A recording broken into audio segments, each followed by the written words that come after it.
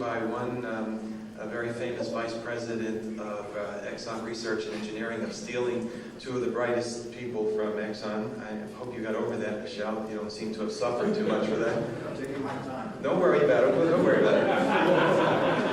I can. I'm the chairman. and however, I must tell you that vice president, 1 year to the day, Ricardo and I left November 1st, 1974, Ricardo Levy.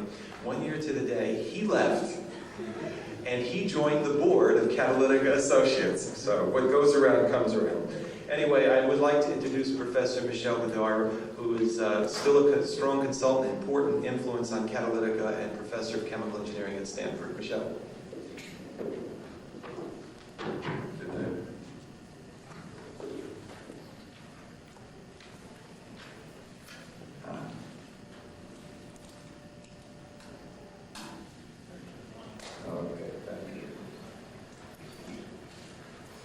So this is my introduction of my introductions to you, John. And the next 3 slides will be another type of introduction. This I got from a French book by Poincaré, 1908. Think of that, 1908, and you will read this. There are 3 slides.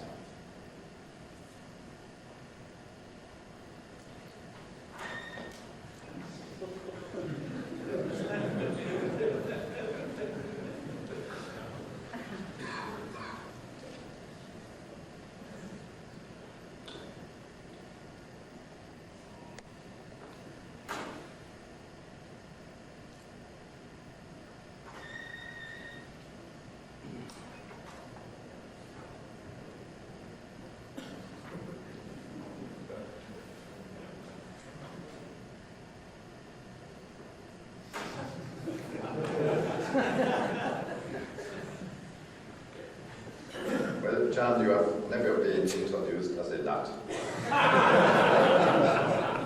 As a matter of fact, I had difficulty translating from the French because Poincaré said fou, désintéressé. But fou and I cannot say crazy. It's not crazy. That doesn't make sense. So I translated it as nut. Well, let's proceed. 3 little pieces from the work of John over the years. And we shall start with bifunctional catalysis. The early 1950s were really... it's my fault. No, it's okay. Well, maybe, if you can. There was a lot of agitation at Mobile, UOP, Houdry, Atlantic refining, and that was because of the introduction of naphtha reforming. Thank you very much. And this is as summarized by Paul Weiss a little later. But it was recognized early that you had to deal with a metal which was supported on an acidic material. And look at the names down below, all very famous names in catalysis. And it's just trifle later that the concept of dual function became clear when it was introduced by Mill, Heinemann, Belikan, and Oblet. And the concept is it is necessary to transfer on the catalyst surface from one side to another. Paul Weiss made it a little clearer. He said, well, it has to go through the gas phase. And he showed that when the distance between the 2 functions would increase, the diffusion in the gas phase, diffusion of hydrogen, would slow down the rate of the overall process. So that at that time we had perhaps a final clear explanation and definition of dual functional catalysis. But the subsequent work of John was really, I think, the last proof of this mechanism of dual function catalysis. And what I have then to introduce is the mechanism as proposed by John of the isomerization of normal pentane on a, thank you, on a platinum alumina catalyst.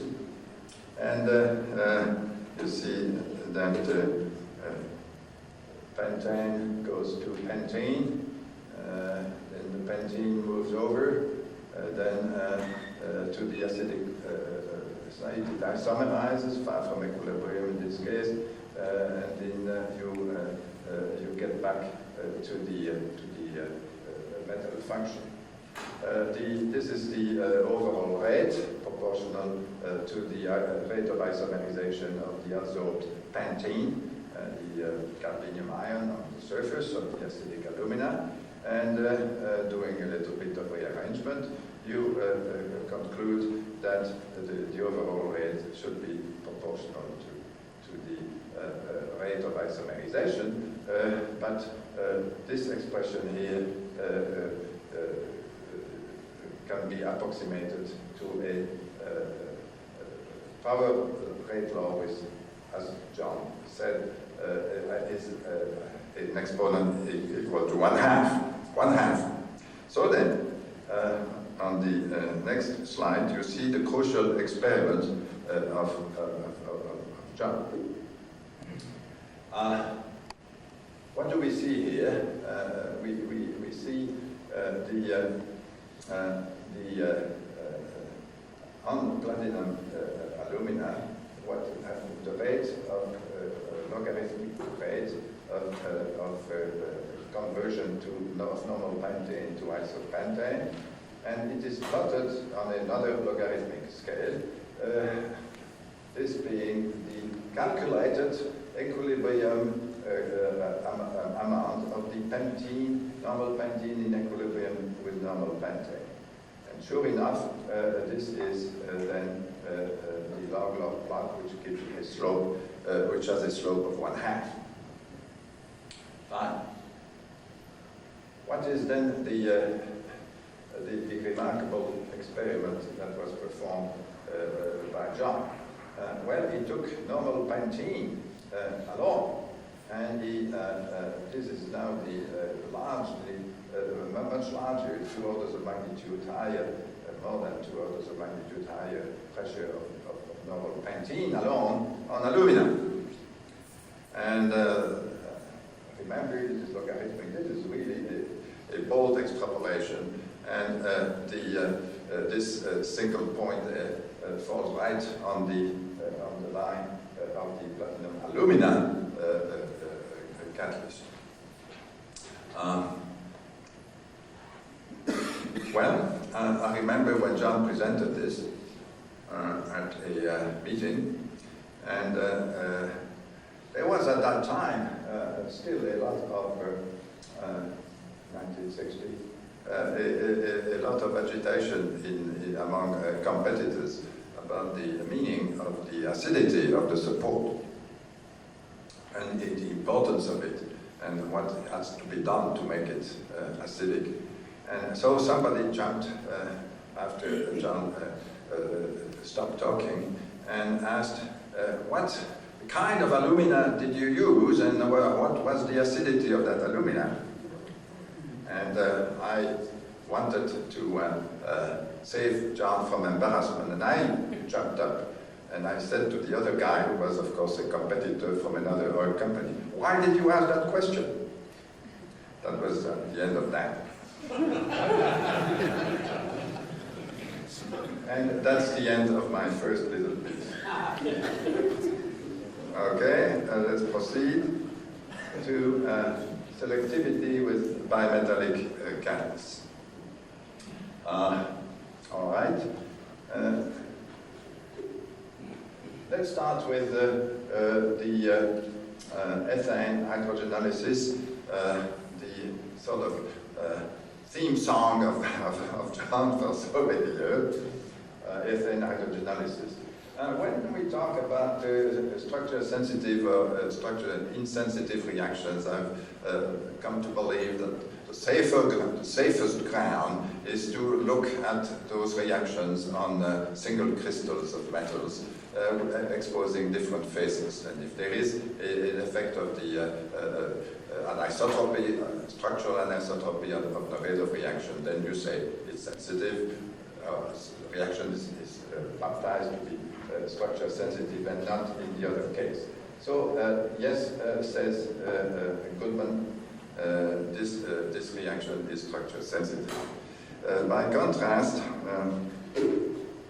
benzene hydrogenation is structure insensitive, as shown by Madame Imlich and Massardier and the Institute for Research on Catalysis.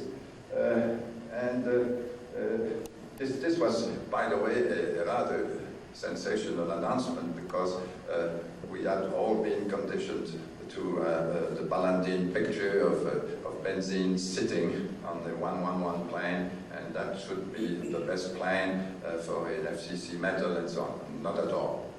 There was no effect on the rate of hydrogenation according to these workers. So we have now two reactions, one structure sensitive, the other structure insensitive, ethane hydrogenalysis, hydrogenation of benzene, and of course the reverse of it, the hydrogenation of cyclohexane. And what's the difference between the behavior of structure sensitive and structure insensitive reactions? Well, a structure-sensitive reaction needs more than one surface atom, an ensemble, a multiplet, whatever. So what you expect is that, for instance, when you look at a given reaction on different transition metals, this is what you expect, that the variation for a given reaction of turnover frequency will be much more marked for a structure sensitive than for a structure insensitive reaction. I don't have data here for hydrogenation of benzene, but I have data for hydrogenation of cyclohexene, data from Stanford, and you see that when you switch from nickel to palladium to platinum to rhodium under identical conditions, the average turnover frequency for various catalysts of each kind, you see that it moves very little, very little. There are, well, never mind. It is very little. By contrast, look at the famous activity pattern, as baptized by John, for ethane hydrogenolysis on the metals of the first, second, and third transition series. And you see that this is being 0 and distant to this is logarithmic scale. It's 6 orders of magnitude, 7 orders of magnitude. It is really a very, very large change, as befits a structure-sensitive reaction.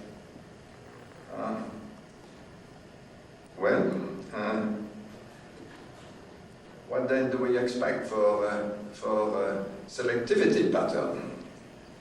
This, I believe, is the most frequently cited picture in catalysis figure.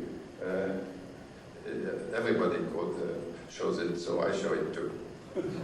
And this again is 10 to the 2 to the 3, 10 to the 5. This is copper. This is nickel. This is copper, and these are nickel-copper powder alloys. And the rate is an aerial rate for those alloys. And for the structure-sensitive reaction, you have a deep loss of activity. For dehydrogenation of cyclohexane, structure-insensitive reaction, you don't.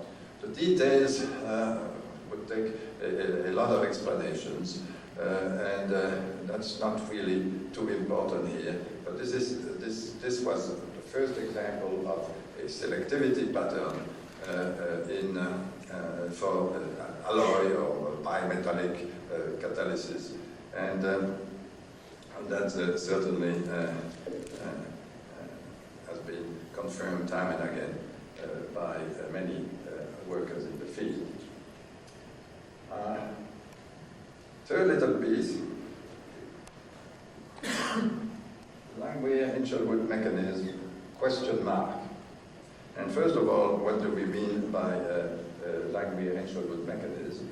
Well, I believe in the law, and Faulkner in our series with John Anderson, the almost last volume, as a glossary of proper catalytic terms. And this is what John Faulkner says. That's the Langmuir-Hinchelwood mechanism, not to be confused with Langmuir-Hinchelwood kinetics, which simply is kinetics assuming that you have a Langmuir surface. Well, the question is this really the case that we have absorption-desorption steps at equilibrium, surface step as a redetermining step? Question. Well, let's introduce something that perhaps can help us in answering the question. And for a catalytic cycle, we can find that the rate of each step in the cycle, forward minus the rate reverse, is equal to the net rate of the catalytic cycle, weighted by a stoichiometric number of times that step gets into the cycle. Okay, this really tells you that all the steps in the catalytic cycle at the steady state are kinetically coupled. They don't work separately, they work together at the steady state, and they are all coupled kinetically. And that's then takes us to the introduction of a relation first introduced by the Donder many years ago. He says the rate of elementary step forward divided by the rate of the elementary step reverse is equal to the exponential of the thermodynamic driving force, the affinity of that step, that is minus delta G sub I. Okay. Let's keep that in mind and then ask what sort of types of kinetic steps do we expect in the catalytic cycle? Well, okay, if you look at this, you know that all steps must be reversible. Otherwise you get into an affinity which is infinity. So they are all reversible, but some are actually proceeding kinetically in one-way mode. That is, the rate of that step forward is much larger than the rate of that step backward. Some are also in quasi-equilibrium. The rates are almost the same in forward and backward.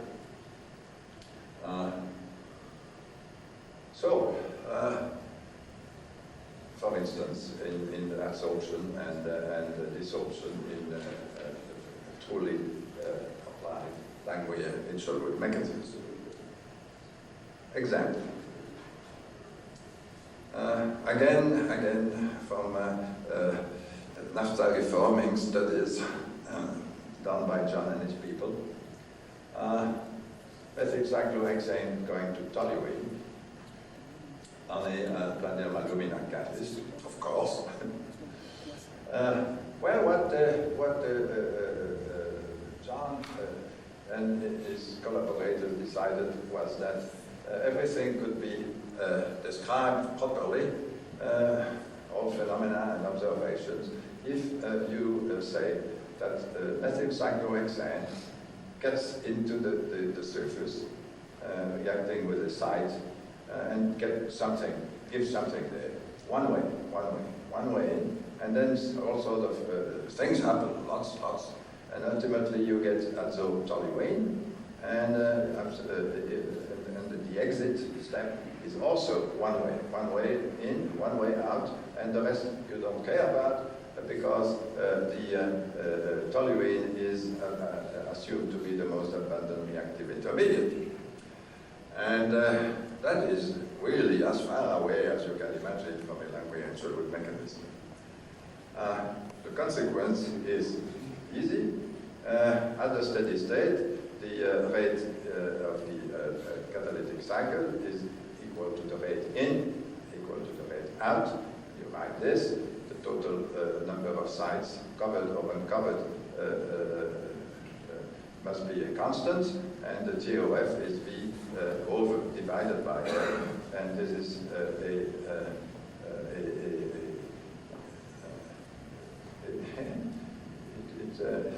okay. You should have a bar here, which then makes this thing it looks like a typical Langmuir-Hinshelwood rate expression.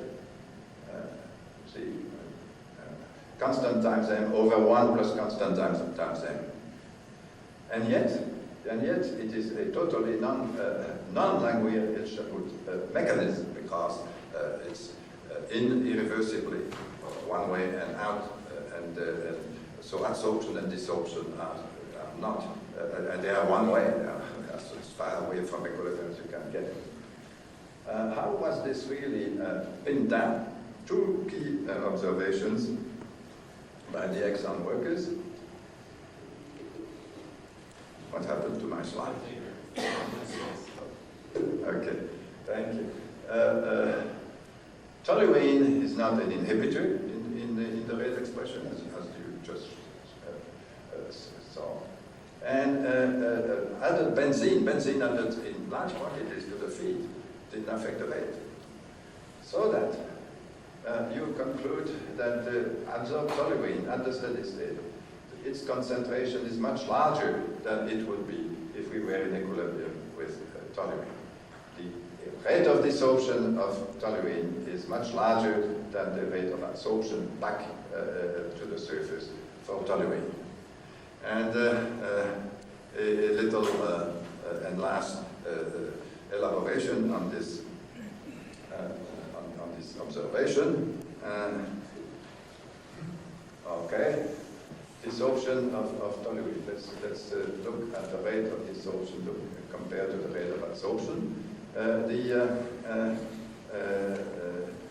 affinity of minus delta G is the difference between the chemical potentials of adsorbed toluene and the free sites. And if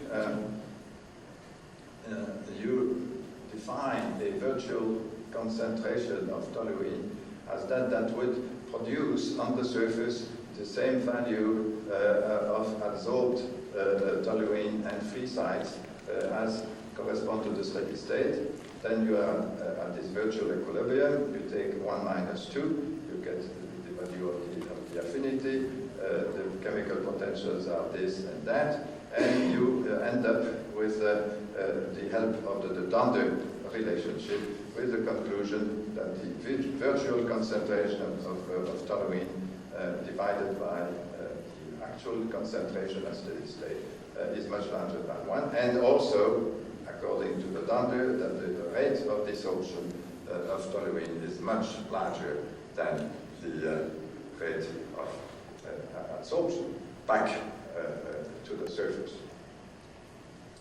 And that is all an observation due to kinetic coupling at the steady state. The in-step showers toluene to the surface so that at a steady state the concentration of absorbed toluene is much larger than you would normally expect if that the rate of desorption would be almost equal to the rate of absorption as in for the last step, as in a Langmuir-Hinshelwood mechanism. So this is my little story, and a last word. I think I have 1 minute more.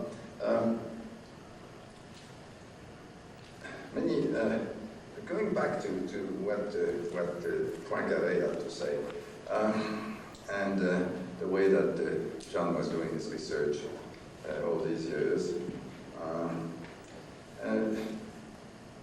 Some people in the work of reality, the world of reality, say it is much more beautiful, the work that they do. It is much more beautiful if it is useful.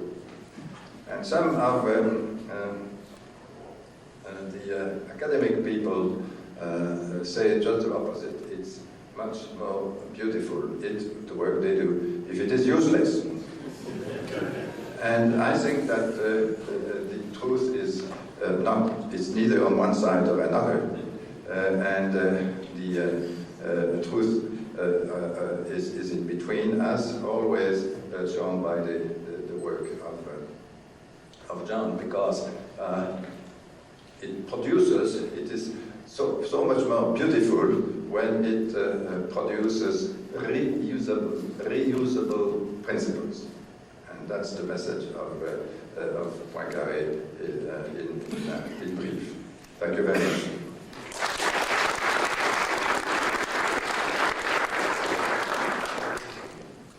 We have time for a couple of questions, if there are any questions. George? Michel? I'll ask your question to Jean. My question is, if good research produces recyclable ideas, what's the incentive for a company to release the results of any of its research? That's it. What's the value of a principle? Monetary value of a principle. How does it come back to the company without providing a greater advantage to the competition? They get famous. Well, that's a very difficult discussion here.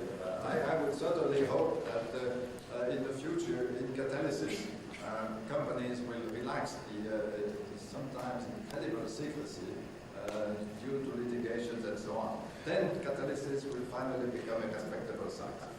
I'll let the next question to Charlie Schlichter from the University of Illinois, but I must say I have been astounded in my career that there are a few things that are really, really secret and that really, really need to be secret.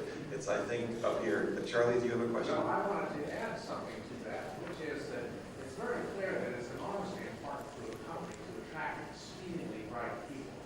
And exceedingly bright people, among other things, have a need to be able to disseminate some of the things they have. So if you want to have a second-class group, why you just make it so they can't publish? Right. I think that's really what I meant by you become famous. I think that's right on target. If you want to attract good people, they need to know that you're doing good work. Are there any other questions for Michel? If not, I'd like to thank every single one of the speakers for an outstanding presentation, for staying on time, for a very stimulating discussion this morning. And those of you who came in late, please notice where we're having dinner tonight at Hotel Riviera if you are a speaker or you have a guest with you. Thank you very much. See you this afternoon.